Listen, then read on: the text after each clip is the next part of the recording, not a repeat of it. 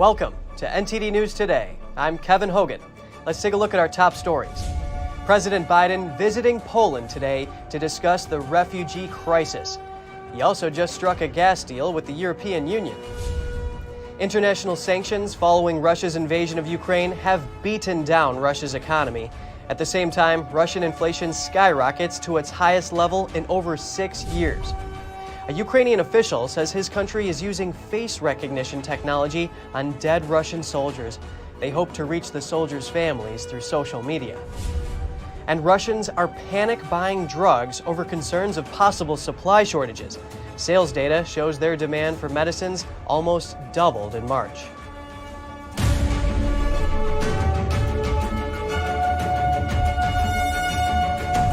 President Joe Biden is visiting Poland today. It's the last stop on his European trip. He's meeting with allies about Russia's war in Ukraine. NTD's Jessica Beatty reports.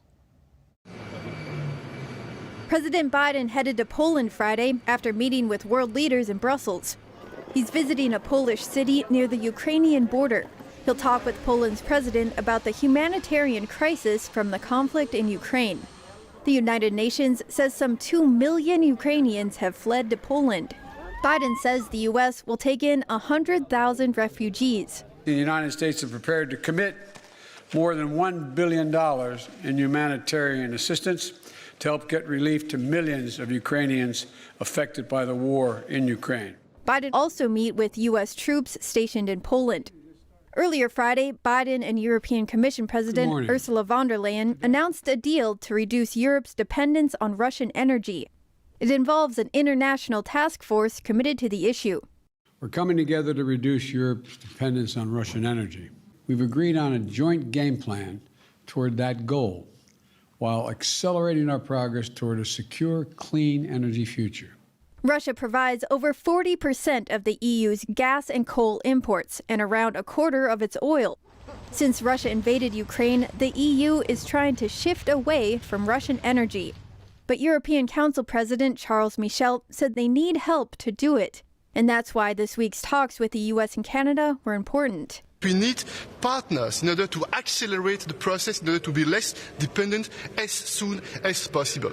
Under the deal, the United States pledged an additional 15 billion cubic meters of liquefied natural gas, or LNG, to EU markets this year alone, with more expected in the future. Moscow calls its actions in Ukraine a special military operation to disarm Ukraine's military and oust people it regards as dangerous nationalists. In response to the invasion, the EU already said it'll cut Russian gas by 2/3 this year and phase out Russian energy altogether by 2027. Jessica Beatty, NTD News. And in the U.S. Senate, a vote to remove Russia's most favored trade status has been delayed, at least until next week. Some Republicans raise concerns that its human rights provisions might be too broad. Russia's economy has taken a huge hit from global sanctions following its invasion of Ukraine. The penalties have largely taken the country out of global financial dealings, and now the ruble is losing a lot of value. Not only that, but Russian stocks and bonds have been taken off of indexes. The Russian people will likely suffer some form of economic hardship for years into the future. Let's look at the rankings. Russia used to be the world's 11th largest economy, but according to a former Goldman Sachs economist, by the end of the year, it could drop to 15th or lower. The country is likely going to experience a recession, and its economy may contract by 8% this year. Russia's central bank polled economists who say inflation is set to reach 20%. Right now, Russia's annual inflation rate is 14.53%. That's the highest it's been since 2015. It's up over 7% in the past year and about 2% from a week ago. The ruble tumbled to an all-time low in early March, and demand for goods is up quite a bit because people expect prices will rise even more. Part of the problem stems from panic buying. But with the ruble losing strength, prices may stay high.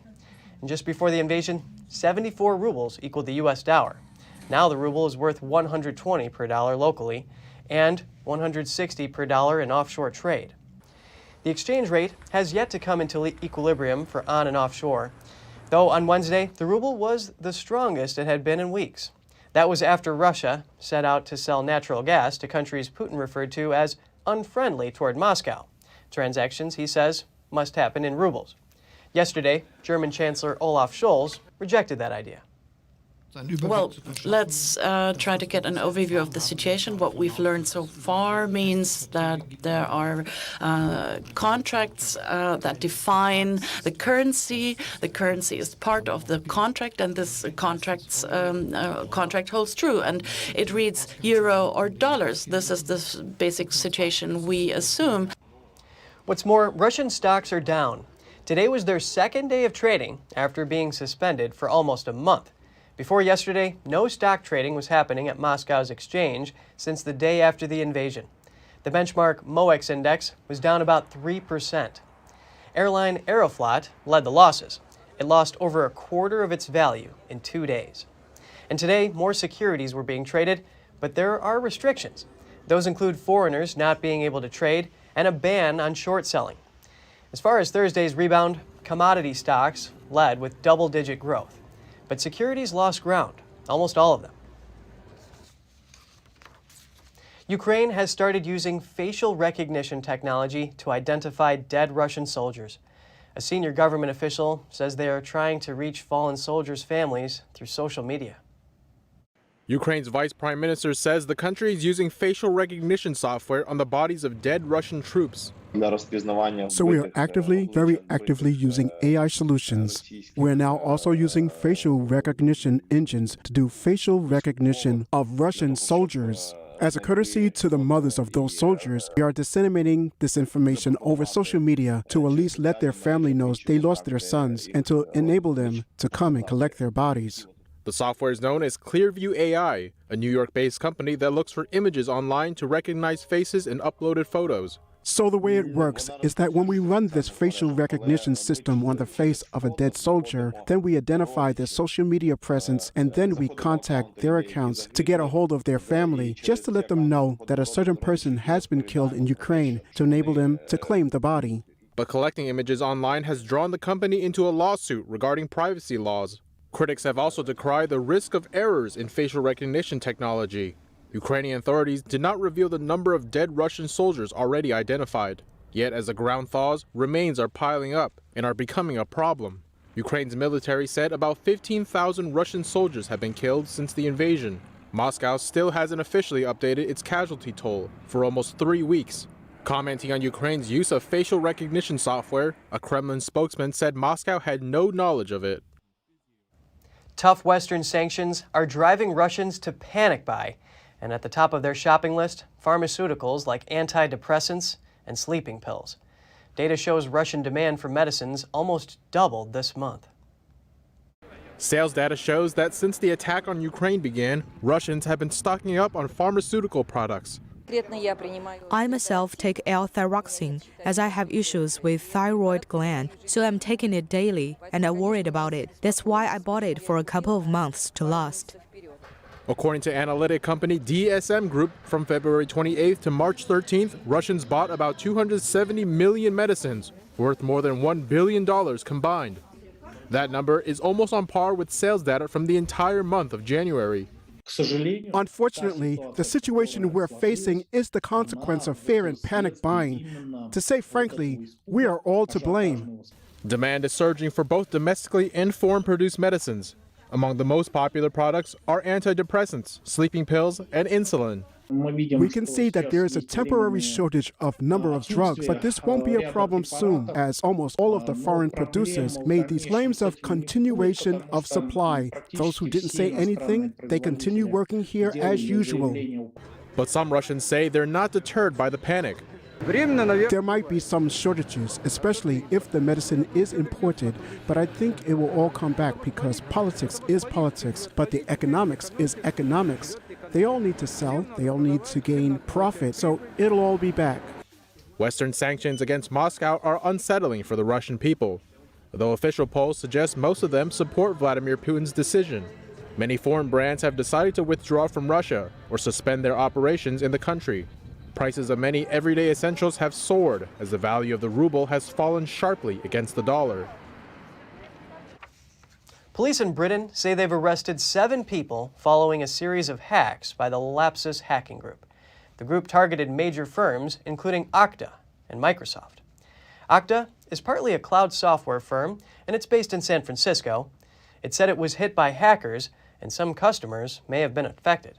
The company's authentication services are used by some of the world's biggest companies to provide access to their networks.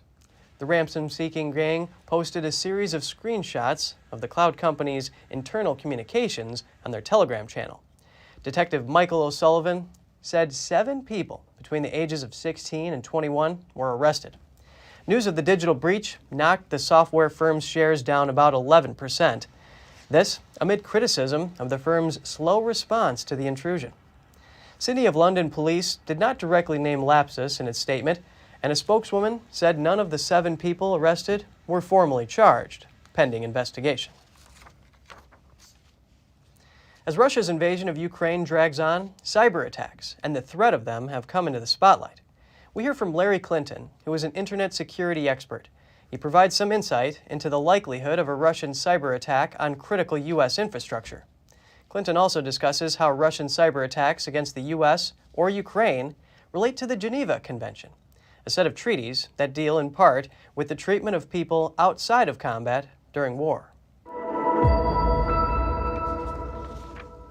It does not seem to apply, or at least it is not being exercised as applying. So the Geneva Convention has a number of very specific provisions to it, such as you're not supposed to be attacking civilian targets. You're supposed to wear a uniform so that combatants can be easily identified, etc. None of these apply in terms of cyber warfare.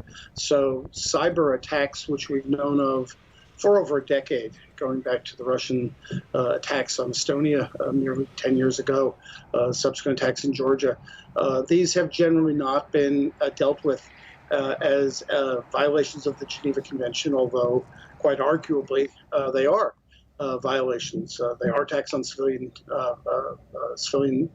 facilities. There is no signature, so that you can't tell who the attacks are from, all of which are pretty much direct violations of the convention. So we seem to be in relatively uncharted waters with regard to international law as it respects cyber. Now, President Biden has warned U.S. companies to be on alert for Russian cyber attacks. Do you think that this is anticipated, that we'll expect to see them? I would suggest that those are warnings and well-placed warnings. I don't personally anticipate that Mr. Putin would engage in that kind of activity. I think that that would be coming pretty close to triggering Article 5 of the NATO convention. Would be perceived as a direct attack in this context on a NATO country, U.S. And I doubt that Putin is interested in engaging the U.S. at that particular level. However, there are a variety of things that Putin could assist with that are not direct military attacks, such as from the Russian army. For example, the recent attacks on Colonial Pipeline are well known to have been originated in Russia. Probably, almost certainly with the acquiescence of the Putin government, and yet they were criminal attacks, they weren't military attacks, and that distinction gave Putin a little bit of cover. Senator Joe Manchin all but ensures that Judge Ketanji Brown Jackson will be confirmed to the U.S. Supreme Court. Today, Manchin released a statement saying he will support Jackson's nomination to the High Court. If Senate Democrats vote unanimously in Jackson's favor, they can confirm her without any Republican backing. If the vote is partisan and split 50-50, Vice President Kamala Harris would then cast the tie-breaking ballot. A vote has not been scheduled yet. Supreme Court Justice Clarence Thomas was released from the hospital this morning. That's according to the High Court's spokeswoman. Last Friday, 73-year-old Thomas went to Sibley Memorial Hospital in Washington, D.C. after suffering flu-like symptoms. Thomas received antibiotics for an infection. He did not test positive for COVID-19. A Republican congressman from Nebraska has been found guilty of 3 felony counts. Representative Jeff Fortenberry was charged last October for concealing information and making false statements to federal authorities. The charges were related to an investigation into illegal contributions during his 2016 campaign. Fortenberry has served in Congress since 2005. He was charged with 1 count of scheming to falsify and conceal material facts and 2 counts of making false statements to federal investigators. Each charge carries a maximum penalty of 5 years in federal prison, as well as fines. The jury returned the verdicts within just hours of deliberations after a week-long trial in Los Angeles. Fortenberry told reporters he would appeal the decision immediately. He says he believes the trial was unfair. It's not clear if the GOP candidate will suspend his campaign for re-election. He says he plans to spend time with his family. Tuscaloosa police say they've recovered 3 bodies from a vehicle submerged in Holt, Alabama. They say the victims are a 72-year-old man and 2 women, ages 53 and 42. The National Weather Service says the county received more than 3.5 inches of rain Tuesday. Investigators believe the vehicle became disabled and sank into floodwaters. Researchers in Europe say they've discovered microplastics in human blood for the first time. Though the effects are unclear, the researchers say there is reason to be concerned. A scientist in the Netherlands spoke to The Guardian. He said their study is the first sign that polymer particles are in some people's blood. He says that more studies are needed. Researchers in the Netherlands obtained blood samples from 22 anonymous donors. They were tested for 5 types of plastics. 17 of the donors had microplastics in their blood. One researcher says it's reasonable to be concerned about the study's results. The health effects of ingesting microplastics are not yet clear, but one study from last year asserted they can cause cellular death or allergic reactions. The study was in part commissioned by Common Seas, an activist group that pushes for new policies to deal with plastic pollution and contamination. Drug makers AbbVie and Endo have been ordered to turn over materials related to the sale of puberty blockers to children who believe they are transgender. The demand comes from the Texas Attorney General. There is growing controversy over the use of medication given to halt the development of puberty in children who have been diagnosed with gender dysphoria. Texas Attorney General Ken Paxton says he is investigating whether the pharmaceutical companies are promoting hormone therapies to children and their parents without disclosing potential long-term effects. He says that certain medications were approved by the Food and Drug Administration for other medical conditions, but were being used to halt puberty in children. Negotiators for Chevron and the United Steelworkers Union are scheduled to meet next week. This in an effort to end a strike at a San Francisco area refinery. A USW Local 5 union official says the negotiators are scheduled to meet on Monday, and a Chevron spokesperson said the company is looking forward to joining the discussion. Workers were removed from the refinery by Chevron after the local union issued a strike notice to the company. This followed the collapse of talks after union members twice rejected contract proposals. The strike began shortly after 12 a.m. on Monday. The previous contract expired on February 1st, but was being extended on a rolling 24-hour basis. The union sought an additional 5% increase on top of the 12% raise over 4 years. Union officials say the additional 5% would mostly offset increases in healthcare costs for union members in the San Francisco Bay Area, which has a high cost of living. Coming up, food truck owners struggle amid rising gas costs and inflation. They're forced to raise prices to try to cope, but they don't want to skimp on quality. Oscars try to regain ratings after viewership dropped dramatically in the past 2 years. They've made changes to the hosts and categories for this year's edition. More soon here on NTD News.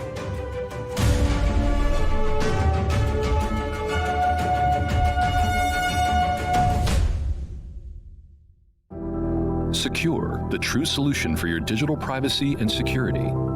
Secure is a private and secure messaging and email solution hosted in Switzerland, using military-grade encryption and Swiss privacy laws, giving you true privacy.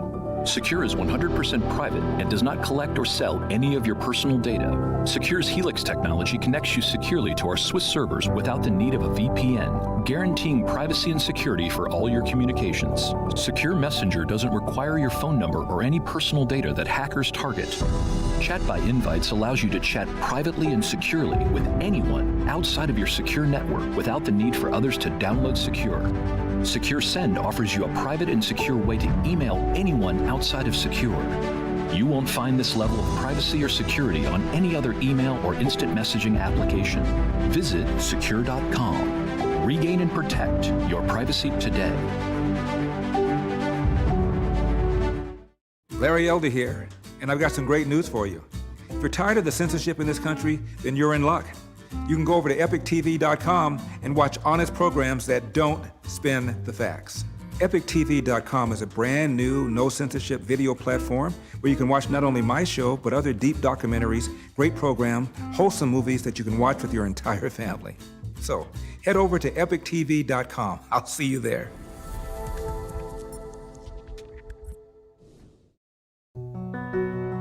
Victor deployed for the first time to Afghanistan in 2003.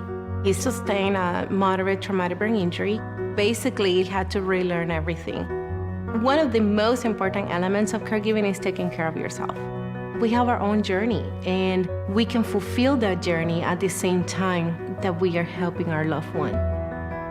Visit aarp.org/caregiving for a free military veterans guide to navigate your caregiving journey.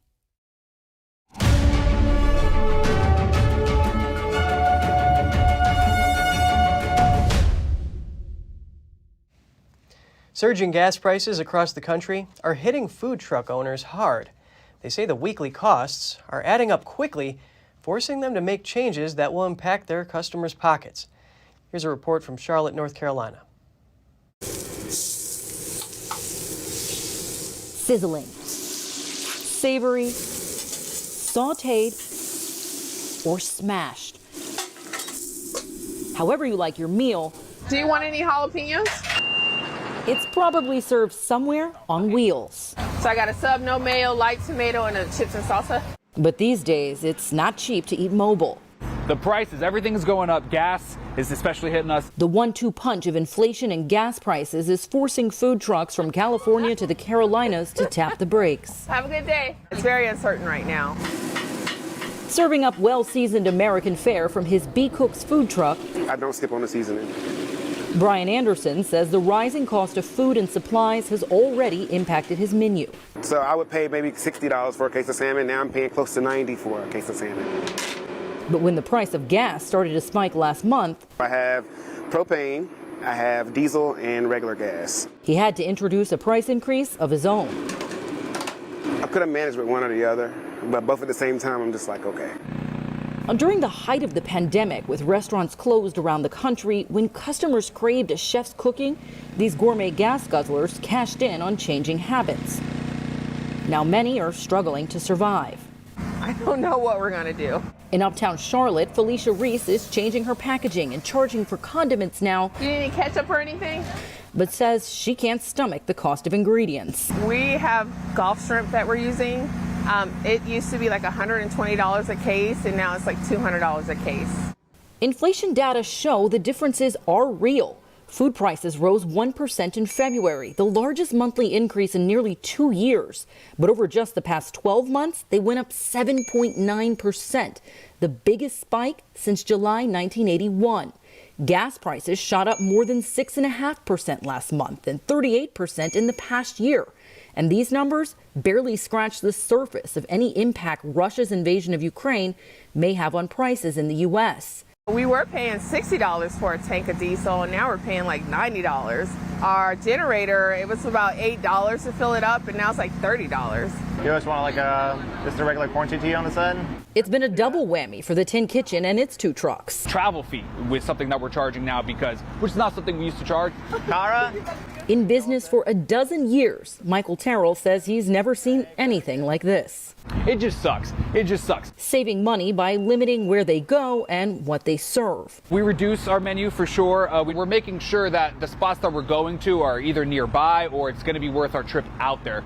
Permanently parking is not an option for these food truckers, but they do hope help in any form shows up. I have to just be strong and just, fight through it. But I do wish that someone would just, put their foot down and be like, okay, hey, these guys were killing it during the pandemic. Let's do something about it. Let's keep them going. Let's, help them out a little bit. The nationwide average for a gallon of regular gas is still around $4.25, and for diesel, it's $5.05 a gallon. It's just a few cents cheaper in the Charlotte area. If Google searches are any indication, Americans' interest in electric cars reached a record high in March. The high price of gas is no doubt sparking a lot of added interest, but splashy TV commercials touting new electric vehicles from BMW and General Motors are also driving the trend. Automotive analysts point out that although demand may be high, the supply of all electric cars is currently limited. Shortages of battery components and computer chips are among the supply chain issues keeping inventories low. Another barrier is the sticker price, as analysts say EVs are still prohibitively expensive for many U.S. households. The Academy Awards ceremony is this Sunday, and aside from the question of which film will win Best Picture, the Oscars have another big decision to make: how to retain viewers. Here are the details. Last year, just over 10 million people watched the live broadcast of the Academy Awards ceremony. That's a 56% drop in viewership from 2020. Steve Pond, the awards editor of The Wrap, says the Oscars have been on a slow decline. At this point, good ratings would be sort of close to what they got 2 years ago, which was the worst Oscars ratings in history up until that point. You're never going to get what you were, and I think it worries them. I think it terrifies ABC. The Academy's in trouble here. The Academy of Motion Pictures Arts and Sciences had to pay back money to host broadcaster ABC after their ratings fell so dramatically last year. And this year, the Oscars are diversifying their presenters, with Amy Schumer, Wanda Sykes, and Regina Hall hosting. They've also cut 8 categories from the live show. If the ratings drop lower than last year, then it's time to rethink the whole thing. Last year was 10.4 million, and the previous low was 24 million. So it has to rally from last year. The question is, if it doesn't get above 16 million, that's going to be really embarrassing, and then I think you're going to see major changes to the Oscar show. And for the 20th year this year, marketing firm Distinctive Assets is independently presenting the top acting and directing nominees with a gift bag worth $138,000. So these brands aren't just doing it to be kind. They are doing it because these are the best brand ambassadors in the world. So if Nicole Kidman does come to you for Botox and filler, everyone's going to want to come to you for Botox and filler because they're going to look as beautiful as Nicole does. The gift bag contains roughly 52 items, ranging from health and wellness products to a $50,000 vacation package. The nominees get to stay in Turin Castle in Scotland. The spread for the official Oscars after party was previewed. The Oscars are March 27th at the Dolby Theater. The nominees, presenters, performers, and attendees are invited to enjoy the Governor's Ball afterward. It will also feature 40 or so dishes. Wolfgang Puck is once again whipping up eats. They include dry-aged Wagyu beef sliders, Maine lobster pot pie, and cacio e pepe macaroni and cheese. New York-based Ghetto Gastro, a culinary collective, is new this year. Its offerings include ancestral roots fried chicken and waffles, cornbread, crab, and caviar, and crispy coconut rice with peas and sweet plantain. For dessert, chocolate sea salt Oscar eclairs, grapefruit panna cotta, and s'mores macarons. As for drinks, Francis Ford Coppola Winery will have Chardonnay and Cabernet made specifically for the event. Just ahead, the latest on the China Eastern Airlines crash. Rescue teams are still searching for a second black box. Top Chinese and Indian diplomats held talks in New Delhi. India's foreign minister says ties with China cannot be normal, citing tensions along the disputed border. Stay tuned to find out more.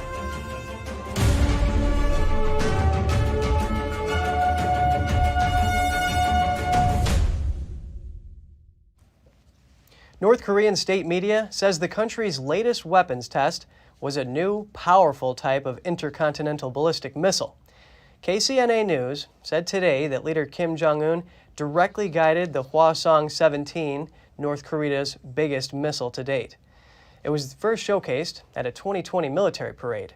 It was also the first ICBM test by the country since 2017. Kim was quoted saying the test was key to demonstrate the might of its nuclear force and deter any US military moves, and a miraculous and priceless victory by the Korean people. Flight data indicated the missile flew for 681 miles, higher and longer than any of North Korea's previous tests, before it crashed into the sea just west of Japan. North Korea's return to major tests of weapons that could potentially strike the US poses a direct challenge to President Joe Biden as he responds to Russia's invasion of Ukraine. The launch drew condemnation from US officials as well as Japan and South Korea. South Korea's recent election raises the prospect of a fresh crisis after the launch. A new, more conservative government led by Yoon Suk-yeol has pledged a more muscular military strategy to counter Pyongyang. The UN Security Council will meet publicly on Friday to discuss the ICBM. The United States has imposed sanctions on 2 Russian companies and a North Korean entity. It's because they transferred sensitive items to North Korea's missile program. A Russian national and a North Korean national were also sanctioned. The announcement came on the same day North Korea said it tested its new, powerful type of intercontinental ballistic missile.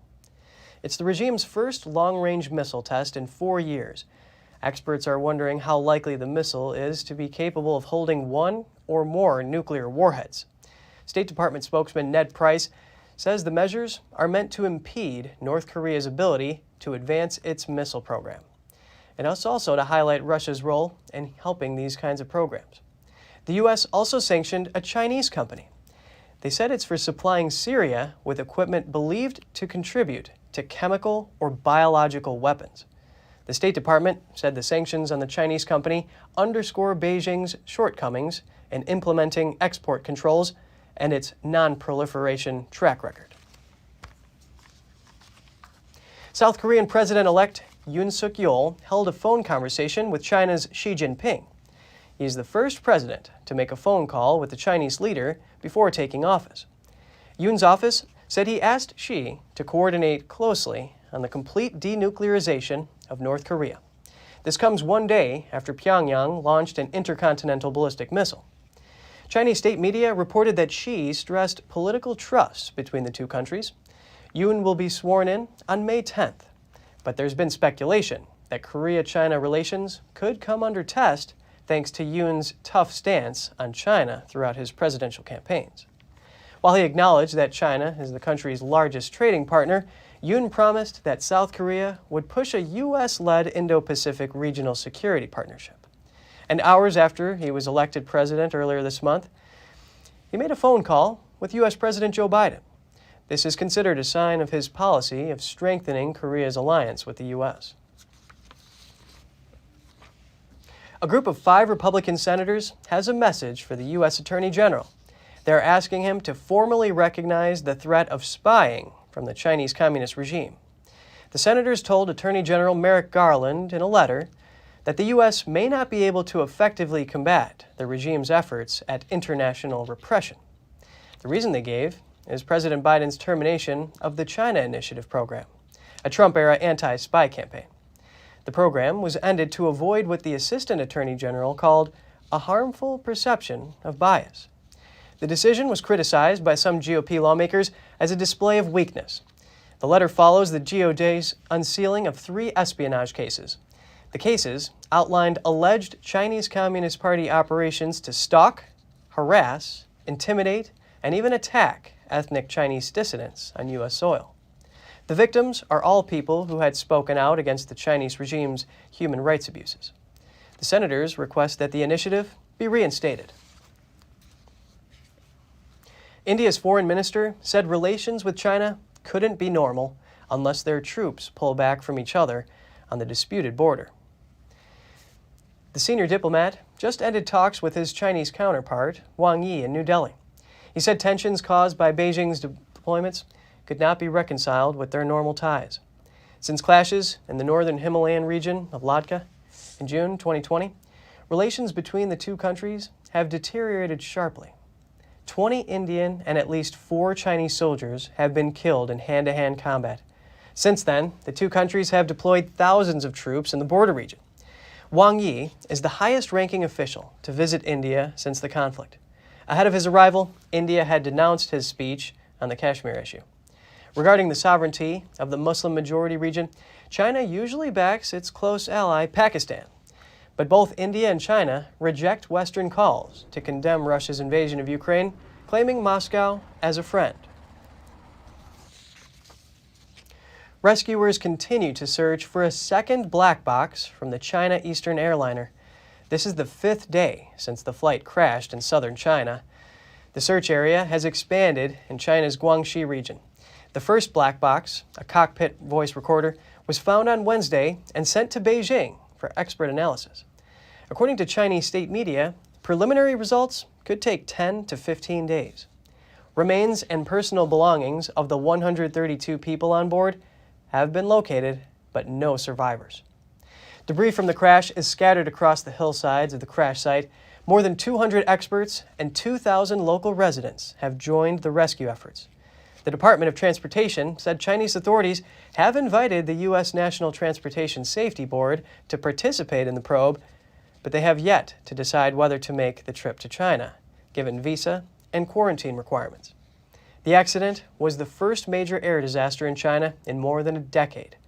The cause of the incident remains unknown, but it has reportedly prompted the regime to step up safety checks in aviation and other industries.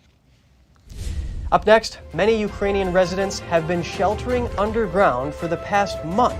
Hundreds of people have set up temporary homes inside a subway station in Kharkiv. Refugees fleeing Ukraine are trying to take their pets with them, and one Ukrainian horse owner went back into the country to rescue her horse. Find out more after this short break.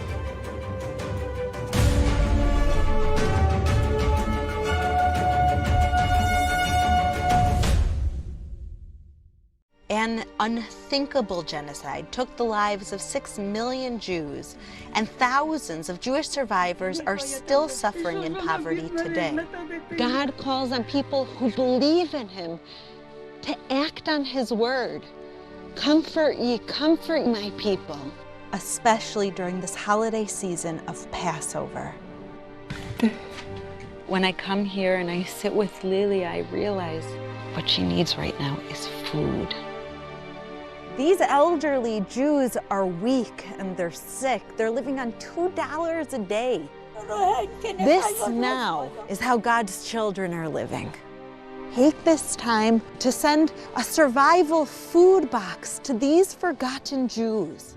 The International Fellowship of Christians and Jews urgently need your gift of $25 now to help provide one survival food box with all of the essentials they critically need for their diet for 1 month. Your special holiday gift will provide everything they need to celebrate the holy season of Passover. Do you remember matzah?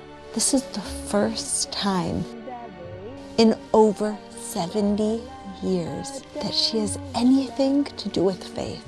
She hasn't seen unleavened bread since before the Holocaust. And now we're coming to her and we're saying, it's okay to have faith. For just $25, you can help supply the essential foods they desperately need for 1 month. For over 35 years, this trusted ministry has given Christians like me a way to tangibly bless Jewish people who are in need throughout the world. God tells us to take care of them, to feed the hungry. And I pray Holocaust survivors will be given the basic needs that they so desperately pray for to survive.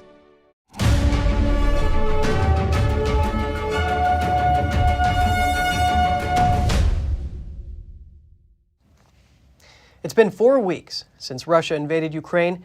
Inside Ukraine's second largest city, Kharkiv, hundreds of people have been living underground in a subway station for the past month. The city has been battered by bombs since the start of the war. Here are the details.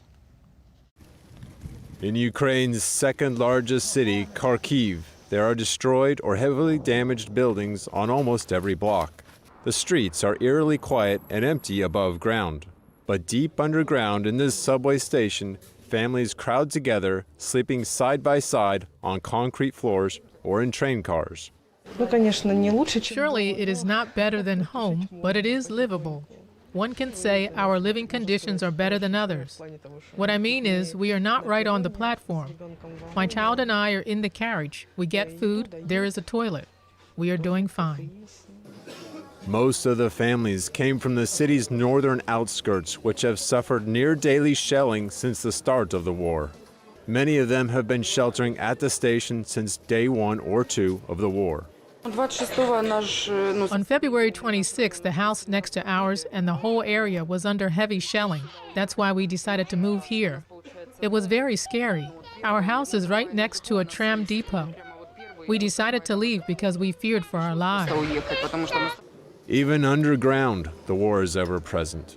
On Thursday, a Russian missile hit a subway station 2 stops away from this one, killing and wounding several people. Outside, while a crew cleaned up the shrapnel from the site, a car crammed with wounded Ukrainian soldiers raced past. There are lots of shrapnel here in the underground passage. I'm not even talking about the multitude of them outside, but we have them even here. This local journalist estimates that over 200 people are living in the station. They've set up temporary homes in train cars, divided by curtains into smaller family rooms. There are about 250 people sheltering here. Many go out during the day to breathe fresh air, go to the supermarket, and this missile flew here. Russia continues to say that they do not target civilians. The United Nations estimates 1 in 4 Ukrainians have been forced out of their homes by Russia's invasion. Many of the people helping the refugees have no connection to Ukraine at all. We hear from an ambulance driver from Norway who was helping critically ill Ukrainians escape the war. The air raid sirens no longer startled Didrik Gunnestad. The sirens are telling us it's no danger anymore. With that, he eases the nerves of a mother and her 2 children he's just picked up at the train station. Tonight, he will drive them to Poland. Didrik Gunnestad struggles to explain how a 27-year-old from Norway has found himself driving an ambulance through the streets of Lviv. That's the most difficult question, actually. He's part of a volunteer team evacuating critically ill hospital patients and refugees from Ukraine. Because I just wanted to help, do something, not sit at home and just look at everything on the TV. Most days, Didrik drives into Lviv from Poland with an ambulance full of medical supplies and distributes the loads to hospitals facing grave shortages. Zorana Ivanyuk is the medical director of the St. Nicholas Hospital in Lviv. She says since the start of the war, her hospital has been overwhelmed treating everyday seriously ill patients. He brings us some medicines, some equipment, which we need so much. That's why we are thankful for him and his team. It's really dream team. Hospitals are struggling to handle all the patients needing critical life-saving care. That's where Didrik's team comes in. We have just delivered a lot of equipment to that hospital and to another hospital. We went to the train station and picked up a few refugees as well. He's lost count of how many patients and refugees he's driven out of Ukraine. I have helped a lot of kids, women and children who needs to go out of the country. And in the places we are getting the people, they don't have anyone else. For right now, they only have us. Didrik and his team of paramedics and nurses have spent almost 3 weeks crisscrossing the city, answering any call for help that comes in. This area of western Ukraine has seen just a few Russian airstrikes since the war started nearly a month ago. But Russian forces have targeted hospitals and civilians in eastern Ukraine. Didrik knows he's driving into potential targets. It's a risk he's willing to take. It is. Because it's so meaningful what I'm doing. When I see these crying children who are really sick and needs to get out, I feel a responsibility. For Diedrich Gunstad, it feels like the road to saving Ukrainians goes on forever. The arrival of a baby girl in Ukraine has become a source of hope for her mother and the doctors who delivered her. She was born in Mykolaiv, a southern port city that Russian forces tried and failed to storm over the past 10 days. Just minutes old, baby Katya is unaware of the joy and solace she has brought. She was born in Mykolaiv, a Ukrainian port city on the Black Sea that has been under attack from Russian forces. Katya's mother, Tamara Kravchuk, is a 37-year-old gas station worker. The desperation and anxiety that dominated her thoughts before Katya's birth are gone, for now. No matter what happens now, I'm the happiest person. I feel totally fine. I just feel happiness because my daughter is healthy. God bless, there will be peace. Russian troops tried to enter the city on March the 4th, but were met with fierce resistance. There is no bomb shelter or basement at the maternity hospital. When the air raid sirens sound, people shelter in corridors or on the ground floor. Valentin Podoranchuk is the head of the maternity ward. He said the war brought a wave of new births in Mykolaiv as women went into labor induced by stress. Katya is the 49th baby to be born there since Russia launched its invasion on February the 24th. As fighting continues, Podoranchuk said Katya's arrival has given everyone at the hospital a reason to be hopeful. Many of the refugees fleeing Ukraine are able to take their pets along with them. And one Ukrainian woman who's already living abroad went back to Ukraine to take her horse out of the country with her. Let's take a look. So this is my horse. He's 17 years old. Ukrainian Masha Yefimova was already living abroad in Estonia, but had kept her horse Vasya near Kyiv. When the war broke out, she was determined to go back to Ukraine and fetch Vasya. Yefimova says she knew it would be dangerous to keep him there.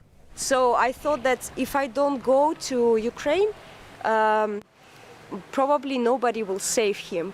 And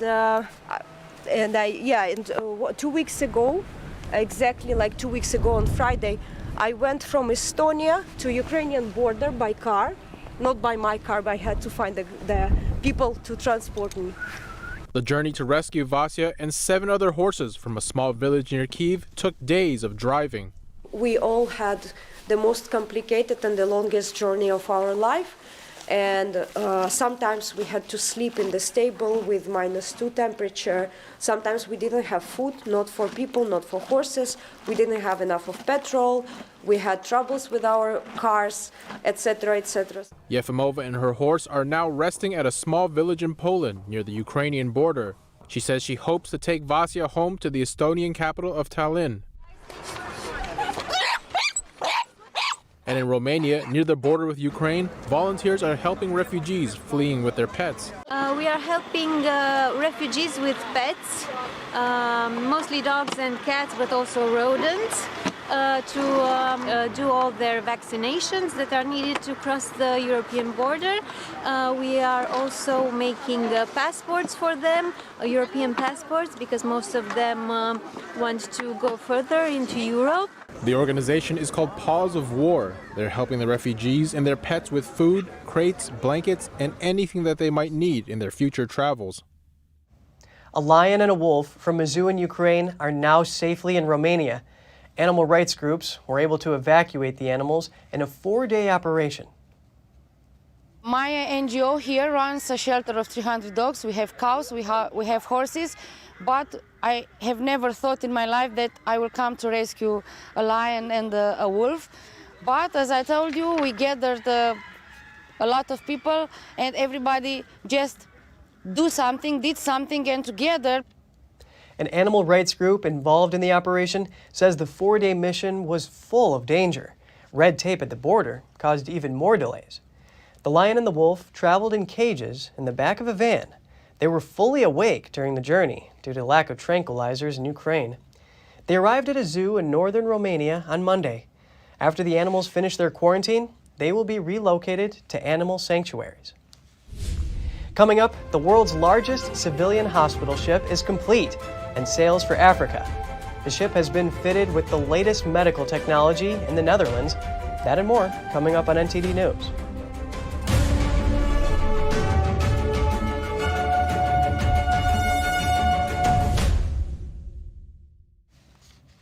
The world's largest civilian hospital ship is complete and will soon set sail for Dakar in Africa. The vessel has been fitted with the latest medical technology in the Netherlands and will provide surgical care for Sub-Saharan Africa. NTD's Andrew Thomas has more.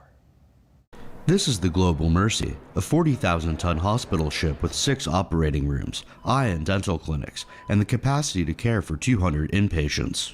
We target areas of the world where there is not access to free, to affordable, to timely, and safe surgery. So we particularly go to areas where that's very difficult, and our patients sometimes have waited years or decades to get the surgical care that they need. Mercy Ship's charity hopes the new ship will allow its volunteers to help with life-changing operations and improve the education and training of local healthcare providers in Africa's poorest nations. We see an increasing amount of people from Africa who are helping fellow Africans. So we have day crews, but we also have people who volunteer with us on the ship from Africa as well. So basically we are a global community, and I think that's the beauty of Mercy Ships as well, a global community helping for the people in Africa who really need this surgical help. The Global Mercy can accommodate as many as 950 people during its missions, including 641 crew members, surgeons, nurses, and support staff. So this is why it's transformational, because you can imagine in places like Europe or North America, people get the care very quickly, in a matter of weeks sometime when they notice a problem, but our patients are waiting years, which causes sometimes social and economic consequences to their lives. The Global Mercy will depart Dutch shores on March 15th and sail towards Dakar in Senegal. Andrew Thomas, NTD News. Nearly half a century ago, astronauts from the Apollo 17 mission collected soil and rock fragments from the moon. Now, that lunar sample has finally been opened at NASA's Johnson Space Center in Houston. It's among the last unopened samples from the final Apollo mission to land humans on the moon. It was collected by NASA astronauts in 1972 when they hammered 14-inch cylindrical drive tubes into a landslide deposit. Some Apollo samples were purposely left unopened so future generations with better technology could study them and unlock more information about the moon. Opening this sample can prepare NASA for collecting new lunar materials when astronauts go back to the moon in the coming years. A bald eagle chick that hatched in a nest near Big Bear Lake, California, is growing fast, 3 weeks after it was born. Friends of Big Bear Valley, which operates a webcam on the nest, says the chick born March 3rd now weighs more than 2 pounds. A second egg in the nest, located in a pine tree 145 feet above ground, is no longer viable. But the young chick has been growing in size as it eats bits of fish and meat brought by its parents, a male named Shadow and a female named Jackie. Last year, the pair also laid 2 eggs, but neither chick survived. Friends of Big Bear Valley is holding a contest to name the chick. It's extending the deadline through tomorrow. The organization will send 35 name suggestions to 3rd grade classrooms in Big Bear Lake to vote on the chick's name after they return from spring break on April 4th. Thank you for joining us. Until next time, Kevin Hogan, NTD News, New York City.